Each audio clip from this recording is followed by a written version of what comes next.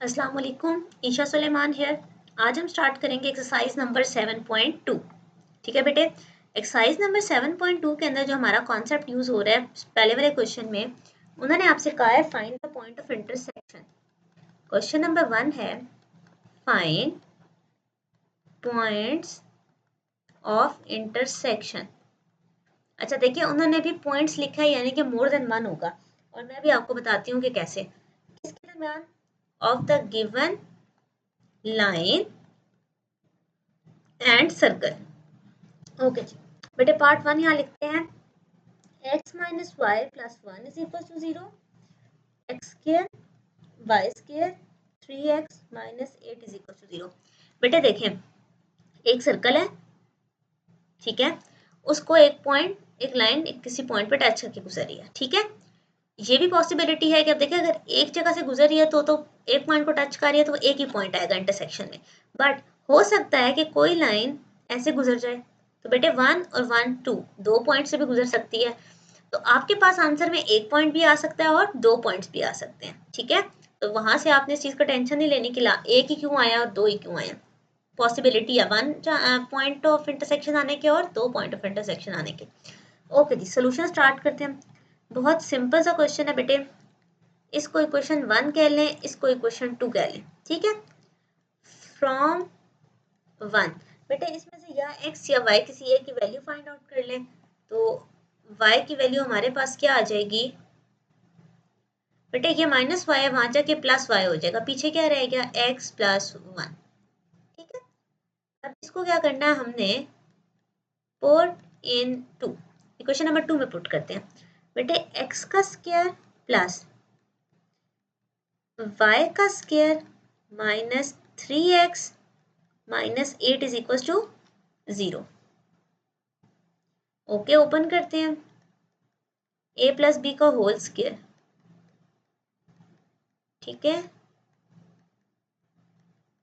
अच्छा जी, x square 2x square 2x और 3x minus x, 8 में से 1 गए 7। आपके पास यही क्वेश्चन आ गए बेटे। अब आप क्या करोगे, इस हमें तो इसमें से रूट्स चाहिए ना, पॉइंट्स चाहिए, तो हम इसके बाद क्वाड्रेटिक फार्मूला लगा लेते हैं। बेटे a is equal to 2, b is equal to minus 1, c is equal to minus 7। So x का आंसर आएगा माइनस बी यानी कि प्लस 1। बेटे माइनस और ये माइनस प्लस हो गया, अंडर द रूट बी का स्क्वायर यानी कि 1 माइनस 4ac और डिवाइडेड बाय 2a, ठीक है। तो यहाँ से x का आंसर आया प्लस माइनस ना 1 प्लस माइनस अंडर रूट, बेटे ये माइनस और माइनस क्या हो गया प्लस, 4 2 ज़ा 8, 8 7 ज़ा 56 और 1 57 डिवाइडेड बाय 4। ओके, सो हमारे पास x का आंसर आ गया ये वाली टर्म। अब हम इसे पुट कर देते हैं किस में बेटे, जो हमने y बनाया था, x प्लस 1 कहा था ना, तो y आ गया 1 plus minus under root 57 by 4 plus 1, ठीक है। 4 एलसीएम लिया तो क्या आ गया, 4 और 1 5, so 5 plus minus under root 57 by 4। तो हमारे पास x और y की वैल्यूज आ गई। तो आप कहोगे so point of intersection is क्या है, बल्कि पॉइंट ऑफ इंटरसेक्शन आर लिखे ना, क्योंकि दो है, प्लस माइनस में लिखे हुए हैं, प्लस माइनस 57 बाय 4 और 5 प्लस माइनस 57 बाय 4, ठीक है। तो ये था हमारा क्वेश्चन नंबर 2 पार्ट 1। पार्ट 1 हो गया, अब पार्ट 2 देखते हैं। हमारे पास वैल्यूज गिवन है 2x plus Y plus 4 under root 5, और ये लाइन आ गई और ये सर्कल आ गया। बेटे यहाँ से हम सबसे पहले इसको 1 कह लें, इसको 2। सो फ्रॉम 1 y की वैल्यू क्या आ गई, ये दोनों प्लस है, इस साइड पर आके माइनस हो गए। सो पुट इन 2 x का स्क्वायर प्लस y का square minus 2x plus 4 under root ये आ गया, माइनस 11 इज इक्वल टू 0। अच्छा जी बेटे, सबसे पहले तो ये देखें, एक्स का स्क्वायर प्लस, इन दोनों में क्या चीज आ रही है, माइनस आ रहा है ना, तो बेटे मैं माइनस अंदर ही कॉमन ले लूं, तो 2x प्लस 4√5 का whole square minus 8x minus plus minus minus 4 4 16। अच्छा बेटे ये माइनस है ना, इस पे स्क्वायर लोगे तो ये क्या हो जाएगा, प्लस, और ये टर्म भी प्लस है। अब जब फॉर्मूला लगेगा a का स्क्वायर यानी कि 4x का स्क्वायर, b का स्क्वायर यानी कि 16 5 80, फिर प्लस 2ab 80, अच्छा ठीक है 2ab 4 2 8 8 2 16, ठीक है। और ये मेरे पास आ गया -10x minus 16√5 minus 11 is equal to 0। बेटे इन दोनों को करो तो आ गया 5x स्क्वायर, उसके बाद x वाले टर्म के अंदर आ रहा है 16√5 माइनस 10। बेटे इन दोनों में x था ना, मैंने x कॉमन ले लिया, और कांस्टेंट में कौन रह गया, 80 में से 11 गए 69, और ये ठीक है। अब देखो अगेन ये क्वाड्रेटिक बन गया, a की वैल्यू 5 है, b की ये पूरी टर्म है और c ये है, यहाँ पे क्वाड्रेटिक लगाती हूँ, क्वाड्रेटिक, बेटा क्वाड्रेटिक कहता है x is equals to minus b plus minus under the root b का स्क्वायर माइनस 4ac, और this all divided by 2a, ठीक है 5 2 10। अच्छा जी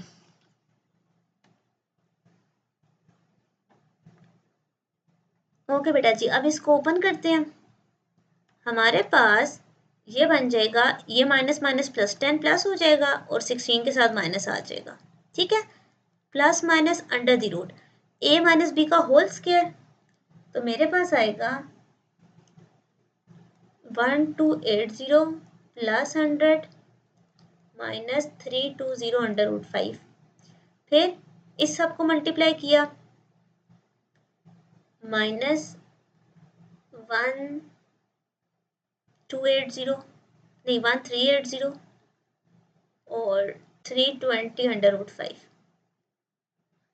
दिस होल डिवाइडेड बाय 5 2 10। बेटे 1280 में 100 डालो 1380, ये भी 1380 है, कैंसिल, ये भी कैंसिल, सो x का आंसर आ गया 10 minus 16 under root 5 divided by 10, ठीक है, ये आ गई x की वैल्यू, ये पुट हो जाएगी इसके अंदर y के अंदर, पुट इन y, ठीक है, सो y क्या आ जाएगा, -2x माइनस 4 अंडर रूट 5, बेटे ये -2x माइनस 4 अंडर रूट 5, ये कैंसिलेशन हो गया, ये माइनस है ना, अंदर के साइन चेंज हो जाएंगे, 16 under root 5 minus 10 divided by 5 और माइनस 4 अंडर रूट 5, बेटे एलसीएम ले लो, 16 अंडर रूट 5 माइनस 10, 5 4 ज़ा 20, 20 और 16 ये कितने दे देंगे हमें, माइनस 10 के बाद ये आ जाएगा माइनस 4 अंडर रूट 5 बाय 5, ये आ गया आपका y का पॉइंट। बेटे अब अगर आप इसे डिटेल में देखो, ये x है और ये y है, तो ये था आपका रिक्वायर्ड पॉइंट, ठीक है, x और y का पॉइंट आपने फाइंड आउट करना था, जो कि आपने फाइंड आउट कर लिया। ओके इसको बेटा इकट्ठा करके भी लिखना चाहो तो लिख सकते हो, मैं यहाँ साइड पर आपको लिख देती हूँ,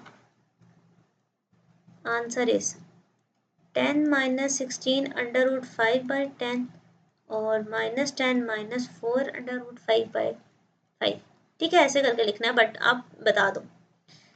अब आता है आपका थर्ड पार्ट, ठीक है, उसमें आपके पास है 3x plus 2y plus 1 is equal to 0 और X square plus Y square,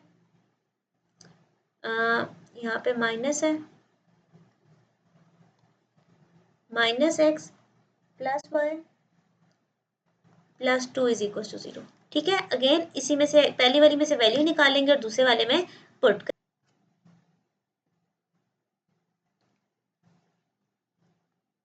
okay बेटा जी, यहाँ से वैल्यू निकालते हैं, इसको 1 कह लें, इसको 2 कह लें, फ्रॉम इक्वेशन नंबर 1। बेटे इक्वेशन नंबर 1 को देखते हैं और इसमें से वैल्यू फाइंड आउट करते हैं। बेटे एक्स वाले टर्म इस साइड पर क्या हो रही है, ऐड हो रही है, दूसरी वाली साइड पर जाके सब्ट्रैक्ट हो जाएगी, तो 2y is equal to -1 minus 3x, y का आंसर आ गया डिवाइडेड बाय 2। ठीक है, और नाउ पुट इनटू x का स्क्वायर प्लस y का square minus x plus y plus 2 is equal to 0। बेटे अब देखें, जिस तरह पिछले क्वेश्चन में दोनों में से मैंने माइनस कॉमन लिया था ना, इसमें से भी लेती हूँ ताकि क्लैरिटी आए आपको। माइनस कॉमन लिया तो 1 प्लस 3x रह गया, होल स्क्वायर, 2 का स्क्वायर 4 हो गया, माइनस एक्स, ये प्लस है तो दोनों के साइन नहीं चेंज हुए, प्लस 2 इज इक्वल टू 0। ठीक है, अच्छा, थ्रू आउट 4 एलसीएम में आ गया, 4x स्क्वायर, अच्छा इस माइनस का स्क्वायर से प्लस हो गया। ठीक है, तो मेरे पास रह गया 1 प्लस 3x का होल स्क्वायर, ये भी आगे ओपन करूंगी, माइनस यहाँ पे क्या आ जाएगा 4x minus x minus 3x। अच्छा नहीं, अब देखिए यहाँ पर 2 के साथ भी तो टर्म मल्टीप्लाई होगी ना, तो हम यहाँ पर 2 भी ऐड करेंगे। अच्छा, इसके साथ 4 आ गया, इसके साथ 2 आएगा, -2 माइनस 6x प्लस 4 2 ज़ा 8 इज इक्वल टू 0। ये 4 इसके साथ ख़त्म हो जाएगा, so 4x square a plus B का whole square, a square b square plus 3 2 ज़ा 6 2ab minus 4x minus 6x, बेटे minus 10x minus 2 plus 8 plus 6 is equal to 0। 9 और 4 13, 9 10 11 12 13, ओके, 6 में से 10 गए, माइनस 4x, 6 और 1 7 इज इक्वल टू 0। तो बेटे यहाँ से आपके पास इक्वेशन आ गई, क्वाड्रेटिक बन गया है, a जो है वो 13 है, b -4 है, c 7 है। पुट करते हैं और देखते हैं हमारे पास क्या आंसर आता है। सो x इज इक्वल टू 4, बेटा -4 है ना, माइनस b, तो माइनस माइनस प्लस, 4 का square 16 minus 4ac divided by 2a। ठीक है बेटा, ये आपके पास बनता है 4 plus minus under the root -348 divided by 26। ठीक है, अब आपको पता है अंडर द रूट -1 आयोटा को कहते हैं, तो बेसिकली अब ये हमारे रूट्स जो है वो आयोटा की फॉर्म में आएंगे, कॉम्प्लेक्स नंबर। तो अगर आप इसे बेटा कैलकुलेटर पे डालो ना, तो आपके पास आएगा 2 under root 87 iota divided by 26। ठीक है, अब ऊपर से 2 कॉमन लेके नीचे हम डिवाइड कर देंगे, 2 को हम कॉमन लेते हैं तो हमारे पास क्या टर्म आएगी, सो यहाँ से जब मैंने 2 कॉमन लिया बेटे, यहाँ से 2 कॉमन आ गया, यहाँ से 2 कॉमन आया तो 2 रह गया, under root 87 iota divided by 26 cancel हो गया, तो ये हमारे पास वैल्यू आ गया किसकी, x की, x की वैल्यू आ गई है बेटे। अब हम इस x की वैल्यू को इस y में पुट करेंगे। ठीक है, -1 -3 into this term divided by 2, आए पुट करते हैं और देखते हैं क्या सोल्यूशन आएगा। अच्छा जी, y is equals to -3 into, so 2 plus minus under root 87 iota by 13 minus 1 divided by 2। ठीक है, 3 को अंदर कर दे बेटे, -6 plus minus 3 √87 iota divided by 13 minus 1 by whole 2। LCM ले लें, -6 -13 डिवाइडेड बाय 2 बटे 13 और 6 कितने हो, -19 डिवाइडेड बाय 2। तो कटिंग तो नहीं हो सकती, 19 कॉमन नहीं है। ओके, ये आपके y का आंसर आ गया। तो आप कहोगे सो रिक्वायर्ड पॉइंट्स जो आपको इंटरसेक्शन के चाहिए थे वो हैं 2 + -√7 आयोटा बाय 13। बेटा ये x की वैल्यू आ गई और ये आपके y की वैल्यू आ गई। सो ये था आपका क्वेश्चन नंबर 1, इसमें आपने point of intersection find out करना था। अब मूव करते हैं क्वेश्चन नंबर 2 की तरफ। बेटे क्वेश्चन की अगर आप स्टेटमेंट को देखो तो क्वेश्चन नंबर 2 आपको गिवन है। यहाँ से हम इसकी स्टेटमेंट को देखते हैं। बेटे आपको क्वेश्चन गिवन है, इक्वेशन ऑफ सर्कल गिवन है and the equation of a line. एक equation of circle, equation of line दोनों गिवन है। आपने value of C find out करनी है। ठीक है, किस तरह? 3 बातें आपको दी हैं। पहला कि वो एक इंटरसेक्ट एट 2 पॉइंट, सर्कल के ऊपर जो लाइन है वो उसको 2 पॉइंट्स पर इंटरसेक्ट करेगी। सेकंड पॉइंट, वो लाइन टेंजेंट होगी। और थर्ड वन कि उनमें कोई कॉमन पॉइंट नहीं होगा। तो हमने उसके अकॉर्डिंग सी की वैल्यूज देखनी है। तो स्टार्ट करते हैं पहले पार्ट से। ठीक है, तो हमारे पास एक सर्कल, ठीक है बेटे। अच्छा, अब वो लाइन उसको 2 पॉइंट पर इंटरसेक्ट करी, इसका मतलब है वो कहीं यहाँ से गुजर रही है। ठीक है, ओके, इसको हमने सेंटर कह दिया, इसको हमने लाइन कह दिया। अब इसके अकॉर्डिंग चलते हैं। बेटे सबसे पहले तो आपके पास सर्कल की इक्वेशन गिवन है x² y² 4x। ओके, ठीक है, इसको जरा अगर हम मॉडिफाई करके उस स्टैंडर्ड फॉर्म में लाएं ताकि हम h और k यहाँ से फाइंड आउट कर सकें। तो बेटा अगर मैं इसको अरेंज करूं, दिस वन प्लस समथिंग और ये -7 है, इस साइड पे प्लस हो जाएगा। ठीक है, ये मैंने आपको जब हमने सबसे पहले 7.1 स्टार्ट की थी वहां पे सिखाया था कि हमने इसको फॉर्मूला में क्लोज करना होता है ना, x माइनस एच का स्क्वायर y माइनस के का स्क्वायर, तो हम उसमें इसको डालते होते थे। अब देखिए x का स्क्वायर है -4, 4 कैसे टूटा होगा? 2 × 2, ये 2 तो फार्मूले का, इसका मतलब है यहाँ पे 2 का स्क्वायर कम है, b यानी कि 2 है। ओके हो गया। यहाँ पर देखो, यहाँ पे सिर्फ 1 है, यहाँ पे तो 2 समथिंग होना चाहिए। तो बेटे 2 × 1/2 लिखा जा सकता है, तो ये 2 फार्मूले का है, b की वैल्यू 1/2 आ गई। ठीक है, अगर आपको ये वाला कॉन्सेप्ट नहीं समझ, बेटे 7.1 दोबारा से स्टार्ट से देखें ताकि आपको पता हो कि हम कंप्लीटिंग स्क्वायर के थ्रू इसको कैसे सॉल्व करते हैं।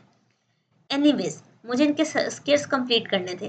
तो ये बन गया x - 2 का स्क्वायर, ये बन गया y + 1/2 का स्क्वायर इज इक्वल्स टू, ठीक है,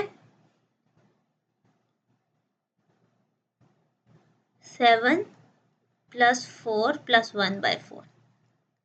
अच्छा जी, तो ये आ गया x - 2 का स्क्वायर। बेटे आपको पता है y माइनस के लिखना होता है, तो 2 दफ़ा माइनस लिख दिया ताकि वो प्लस बन जाए। इन तीनों को सॉल्व किया, 45/4। ठीक है, अब ओके हो गया। ठीक है, ये आपके पास फॉर्म आ गई। अच्छा, फॉर्म कैसे आई मैं आपको एक और स्टेप भी बता दूं ताकि आपको कंफ्यूजन ना हो। बेटे इसको भी तो हमने किसी का स्क्वायर लिखना होता है ना, तो 45 तो किसी का स्क्वायर नहीं है, तो मैं 45/4 के अंडर रूट का स्क्वायर कर देती हूँ। ठीक है, क्योंकि मुझे रेडियस तो चाहिए। अब आपका अगला क्वेश्चन होगा कि 4 तो 2 का अंडर रूट है, तो बेटा आप अलग करके भी लिख सकते हो। आप चाहते तो इसको ऐसे करके भी लिख सकते हो, बट क्योंकि अंडर रूट आ रहा है तो मैंने भी पूरे पे अंडर रूट डाल के सिर्फ 4 ही रहने दिया। ठीक है, it's totally up to you. अच्छा जी, यहाँ से अगर आप डेटा देखो तो मुझे डेटा क्या मिला है, सेंटर मेरे पास आ गया h और k, यानी कि यहाँ से h की वैल्यू क्या आई 2, k की वैल्यू आ गई -1/2, रेडियस आ गया अंडर द रूट 45/4। ठीक है, अच्छा जी, अब आप देखो तो बेटे मैंने आपको पिछले क्वेश्चन में फॉर्मूला बताया कि पॉइंट का लाइन से डिस्टेंस कैसे निकालते हैं। पॉइंट तो मिल गया ना मुझे, ये एच और के, इसका लाइन से डिस्टेंस निकालेंगे, लाइन भी हमें गिवन है। ओके, सो यहाँ से मैं डिस्टेंस अगर निकालूं, distance of line from centre. Okay जी, बेटे फार्मूला क्या था? फार्मूला था हमारे पास A X naught B Y naught plus C magnitude under the root A का स्क्वायर प्लस बी का स्क्वायर। ओके हो गया। तो हमारे पास लाइन गिवन है 2x माइनस Y plus C is equal to 0। अच्छा जी, ए के साथ क्या आ जाएगा 2, और पॉइंट हमारे पास है ये वाला, तो ये X naught Y naught 2 into 2 minus 1 into minus 1/2 plus C का whole mod divided by A का स्क्वायर यानी कि 2 का स्क्वायर 4, बी का स्क्वायर यानी कि +1। अच्छा जी, तो मेरे पास डिस्टेंस आया 2 का square 4 plus 1/2 plus C divided by under root 5 with mod. अच्छा जी, 4 + 1 यानी कि 4 2 8 प्लस 1 9, तो 9/2 प्लस सी का mod divided by under root 5। अच्छा जी बेटे, ये तो आ गया मेरे पास डिस्टेंस। ठीक है, इस पॉइंट का इस लाइन से डिस्टेंस। अब क्योंकि मुझे तो सी चाहिए ना, तो मुझे तो उसके अकॉर्डिंग आगे डील करना पड़ेगा। बेटे अब यहाँ पर एक छोटा सा कॉन्सेप्ट देखो आप, कॉन्सेप्ट नहीं समझे, एक लॉजिक ही देखनी है। ये डिस्टेंस है और कॉर्नर तक रेडियस होता है, ऐसा ही है ना, सेंटर से कॉर्नर तक के पॉइंट को रेडियस कहते हैं, और जो बीच वाला है वो आ गया डिस्टेंस। अभी अगर आप सामने वाज़े तौर पे देखो तो हमारे पास क्या कंडीशन बन रही है कि जो आपका डिस्टेंस है वो लेस देन है रेडियस से। ये डिस्टेंस रेडियस से लेस देन है ना, तो क्या ये पूरी टर्म 45/4 से लेस देन होगी? यस। तो हम यहाँ पर कंडीशन डालेंगे केस के लिए, कंडीशन के लिए बात एक ही है कि डी जो है वो लेस देन आर है। तो डी का मतलब था मेरे पास आया 9/2 plus C divided by under root 5 is less than under root 45/2। ठीक है। अच्छा जी, ये टर्म डिवाइड हो रही है, यहाँ जाके क्या हो जाएगी मल्टीप्लाई। सो 45 और 5 ये आपको दे देंगे बेटे, चलें ऐसे लिख लें, 3 5 15 15 हो जाएगा ये। ठीक है, डिवाइडेड बाय 2। बच्चे अंडर रूट 5 ये ना यहाँ आएगा, तो ये आपस में टर्म मल्टीप्लाई हो तो 15 का स्क्वायर बनती है। अच्छा जी, सो यहाँ से हमारे पास क्या कंडीशन आई, ये मॉड है ना बेटे, मॉड का मतलब होता है आप इसे प्लस भी कह सकते हो और इसको माइनस भी कह सकते हो। अच्छा सॉरी, मॉड आपको कहता है कि आपकी जो भी आंसर है वो एब्सोल्यूट में प्लस में ही आएंगी। ओके जी, अगर ये प्लस में आएंगी तो 9/2 प्लस सी लेस देन 15/2। अच्छा जी, हमें तो सी चाहिए। 15/2 ये प्लस हो रहा है, इधर आके क्या हो जाएगा माइनस। 15 में से 9 गए तो 6 आता है, 6/2 कहते हैं 3 को। इसका मतलब ये हुआ कि आपका सारा आंसर किसके दरमियान लाई करेगा, लेस देन 3। अच्छा जी, यहाँ से लेस देन 3 वाली कंडीशन आ गई। अब इसको हम आगे से सॉल्व करते हैं, दूसरी कंडीशन देखते हैं। ओके बेटे, अब हम इसको नेगेटिव वाली कंडीशन के लिए देखते हैं। यहाँ से कलर चेंज कर लेते हैं। ओके, यहाँ से आगे देखें बेटे, यहाँ पर हमने मॉड को एक दफ़ा प्लस के साथ देख लिया ना, अंदर वाली टर्म तो रहेगी प्लस, लेकिन मॉड की प्रॉपर्टी है ना कि जब हम इसके बाहर वाली साइन को नेगेटिव भी कंसिडर करते होते हैं। बेटे ये आपके पास ना सिस्टम इनइक्वालिटीज़ है, हमने उसके अंदर ये कंडीशंस पढ़ी होती हैं। अब मैं इसको माइनस के साथ देखती हूँ कि minus of 9/2 plus C is 15/2। बेटे इस माइनस को उधर मूव कर दें, 9/2 प्लस सी, और आपको पता है अगर माइनस स्वैप करो तो उसका वो चेंज जाता है डायरेक्शन। ठीक है, अच्छा ये +9/2 है, उधर जाके क्या हो जाएगी -9/2। बेटे 15 और 9 24, 12 2 पे डिवाइड हुआ 12। अच्छा जी, ये दो बातें हमारे पास आ गई हैं, ठीक है बेटे। अब देखो हमारे पास जो एब्सोल्यूट हमने खत्म किया, एक दफा टर्म को प्लस के साथ चलाया है तो माइनस के साथ चलाया, तो हमारे पास ये दो बातें आ गई हैं। इस बातों को अगर मैं आपको नंबर लाइन पर ड्रॉ करके दिखाऊं, बेटे ये माइनस इन्फिनिटी होती है, प्लस इन्फिनिटी होती है, इसको जीरो कहते हैं। यहाँ 1 2 3 है, यहाँ -1 है, -12 तक फॉर एग्जाम्पल। बेटे अब यहाँ पर देखो c लेस देन है 3 से, c क्या है 3 से लेस देन, यानी कि 3 से छोटा है, यहाँ पीछे पीछे आ रहा है, ठीक है। और c बड़ा है -12 से, c इज ग्रेटर देन, यानी कि -12 से इधर इधर। तो इसका मतलब ये हुआ कि c इनके दरमियान लाई कर रहा है, ठीक है। आप क्या कहोगे कि -12 और 3 इनके दरमियान पार्ट 1 का सोल्यूशन एग्जिस्ट कर रहा है, ठीक हो गया बेटे। होप सो पॉइंट आपको क्लियर हुआ होगा। अब हम मूव करते हैं, यहाँ से चेंज करती हूँ इसको, पार्ट नंबर 2 की तरफ। बेटे पार्ट 2 में उन्होंने कहा है is tangent to the circle, ठीक है। अगर वो सर्कल के टेंजेंट है, जरा समझे, अगर वो सर्कल के टेंजेंट है, यहाँ पर मैं एक और कलर से इसको शो करती हूँ। बेटे ये है फॉर एग्जाम्पल लाइन अगर यहाँ आ गई, क्योंकि वो टेंजेंट है ना, तो ये डिस्टेंस कितना हो जाएगा r, ये भी r और जो डिस्टेंस है वो भी r। तो हम क्या कहेंगे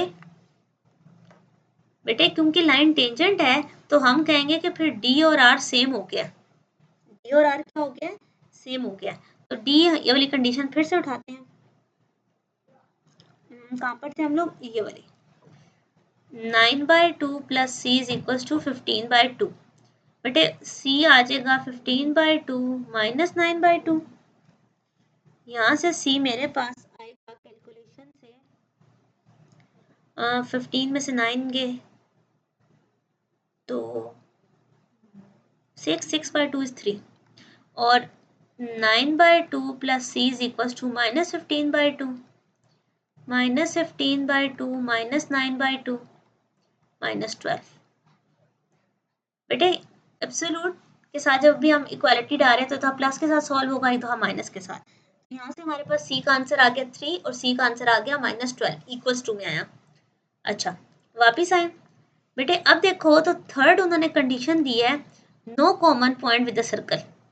सर्कल के साथ कोई कॉमन पॉइंट नहीं, कहीं और लाइन ड्रॉ हो गई होगी, फॉर एग्जाम्पल यहाँ कहीं दूर, यहाँ कहीं अगर दूर हो रही है तो बेटे ये इतना बड़ा डिस्टेंस रेडियस से तो छोटा हो जाएगा ना, यानी कि डिस्टेंस बड़ा है अब रेडियस छोटा है, पॉइंट समझ आया।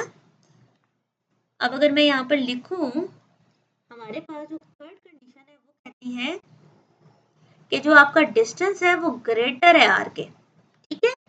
अच्छा जी 9/2 प्लस c का मॉड इज ग्रेटर देन 15/2। बात क्लियर हुई बेटा, क्योंकि लाइन जो है वो सर्कल से दूर है तो डिस्टेंस तो ज्यादा हो जाएगा और जो आपका रेडियस है वो कम हो जाएगा। अगेन अब इसको सॉल्व करके दोनों पॉइंट्स देखते हैं कि क्या पॉइंट्स आते हैं। 9/2 plus c is greater than 15/2, 9/2 plus c, इसके साथ हम लोग यहाँ पर लगा देते हैं माइनस, इज ग्रेटर देन 15/2, दोनों को एक साथ लेके चलते हैं बेटे। ये 9/2 प्लस हो रहा है, उधर जाके क्या हो जाएगा माइनस, तो 15 में से 9 गए, हमारे पास बचते हैं 6, 6/2 इज 3 आ जाएगा। चलो यहाँ पे ऐसे कर दें, ओके ये माइनस है तो इसकी पोजीशन चेंज हो जाएगी, 15/2 माइनस 9/2, ठीक है। तो यहाँ पर मेरे पास आएगा,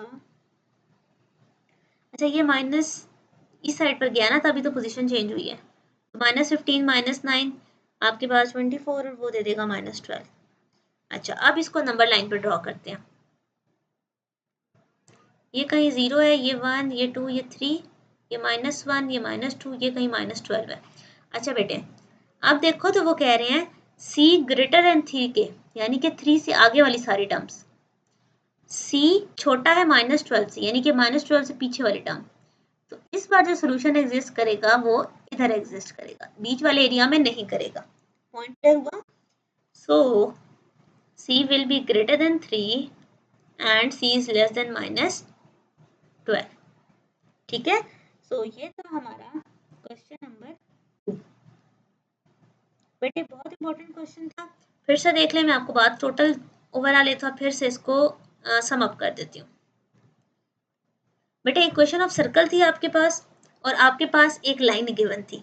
उन्होंने आपसे कहा कि हमें सी की वैल्यू फाइंड आउट करके दें। ठीक है, हमने सी की वैल्यू फाइंड आउट करनी थी 3 कंडीशंस पर। पहली कंडीशन थी कि वो 2 पॉइंट पर इंटरसेक्ट हो रहा है, फिर थी वो टेंजेंट है, फिर कहा था वो कॉमन पॉइंट नहीं है। सबसे पहले मैंने 2 पॉइंट्स वाला किया। हमारे पास सर्कल की इक्वेशन गिवन थी, इसको कंप्लीटिंग स्केयर के थ्रू एच और के फाइंड आउट किया।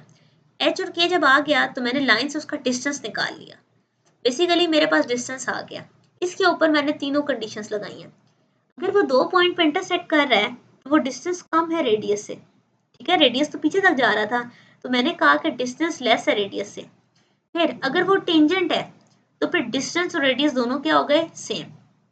और अगर उनमें कॉमन पॉइंट नहीं है तो वो लाइन दूर है, तो फिर डिस्टेंस ज्यादा है रेडियस से। Point clear? तीनों डिफरेंट कंडीशंस थी, तीनों को बारी बारी सॉल्व किया। अगर डी लेस देन आ रहा है, डी की वैल्यू को लेस देन किया, एक दफा उसको प्लस से सॉल्व किया, एक दफा इसको माइनस से। आपको पता है एब्सोल्यूट में हम ये करते होते हैं। इक्वालिटी आ गई, उसको भी प्लस और माइनस, ग्रेटर देन में भी प्लस माइनस, तो हमारे पास ये तीनों आंसर्स आ गए। तो ये था आपका क्वेश्चन नंबर 2, जो कि इम्पोर्टेंट क्वेश्चन था। बेटे क्वेश्चन नंबर 3 की स्टेटमेंट हमारे पास गिवन है। स्टेटमेंट आपको कह रही है इफ द टेंजेंट्स, आपके पास क्या है, the tangent to a circle, एक सर्कल गिवन है, are perpendicular to the line this, find the equation of tangent lines. अच्छा बच्चे, क्वेश्चन इजी सा है, बट पहले आपको कॉन्सेप्ट पता हो। अगर आपको कॉन्सेप्ट नहीं समझ आ रहा तो फिर ये मुश्किल हो जाएगा आपके लिए। सबसे पहले देखो, तो उन्होंने कहा एक सर्कल है, मैंने एक सर्कल ड्रॉ कर लिया। ठीक है, थोड़ा बुरा ही है बट सर्कल है, ये उसका सेंटर हो गया। अच्छा बेटे, उन्होंने कहा है कि उसके टेंजेंट्स हैं। फॉर एग्जाम्पल यहाँ पर ड्रॉ करती हूँ, एक टेंजेंट ये आ गया और एक टेंजेंट ये आ गया। ठीक है, ये हमारे पास 2 टेंजेंट ड्रॉ हो गए। टेंजेंट किसे कहते हैं? जो एक पॉइंट पर टच करके गुजरे। अच्छा, वो टेंजेंट परपेंडिकुलर है एक लाइन के। ठीक है, अगर ये है तो इसके परपेंडिकुलर लाइन होगी। फॉर एग्जाम्पल वो लाइन मैं कहती हूँ ये। ठीक है, परपेंडिकुलर इसका मतलब है वो यहाँ 90 के एंगल्स बना रही होगी। लाइन क्या है? x + 3y - x = 0। ठीक है बेटे, सवाल फिर से समझ लें। आपके पास टेंजेंट जो है, 2 टेंजेंट लाइन है, वो परपेंडिकुलर है थर्ड लाइन के।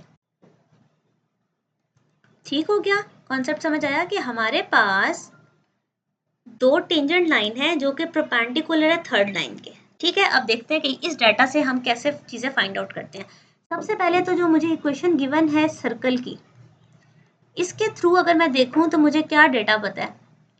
बेटे मुझे यहाँ से डेटा ये बात पता है कि हमारा सेंटर वाला पॉइंट क्या है, ये है ना, x - h और k, यानी कि 1,2। तो मुझे c वाला पॉइंट पता चल चुका है 1,2, और रेडियस पता है 3 का स्क्वायर है, तो उसका मतलब है रेडियस 3 है। चले ठीक है, यहाँ तक हमें बात पता है। अब हम इसको सॉल्व करते हैं। बेटे हमने ना इक्वेशंस निकाल लिया ना टेंजेंट लाइंस। बेटा लाइन लिखी जाती है, अगर आपको याद हो, आपने छोटी क्लासेस में भी पढ़ा था 9-10 में, y = mx + c। ठीक है, y = mx + c। इसके लिए आपको एक c की वैल्यू चाहिए और एक m किसे कहते हैं हम लोग? m स्लोप को कहते हैं। तो इसका मतलब है आपको स्लोप फाइंड आउट करनी है। अब अगर मुझे बेटा इसकी स्लोप फाइंड आउट करनी है तो मेरे पास कौन सा मटेरियल है? बेटे ये लाइन है ना, इसकी अगर स्लोप निकालनी है तो अब मेरे पास तो कोई ऐसी चीज़ें ही नहीं गिवन। मैं क्या करूँगी, मुझे ये बात पता है कि जो ये लाइन है इसके परपेंडिकुलर है। ठीक है, फॉर एग्जाम्पल ये मैं लाइन 1 कह देती हूँ, टेंजेंट लाइन 2, और ये गिवन लाइन 3 कर देते हैं। ठीक है, L1 और L3 आपस में क्या है? परपेंडिकुलर है ना। तो अगर मैं इसकी स्लोप लिखूँ, स्लोप ऑफ L3 - a/b, यानी कि -1/3। बेटे a यहाँ 1 है, b 3 है।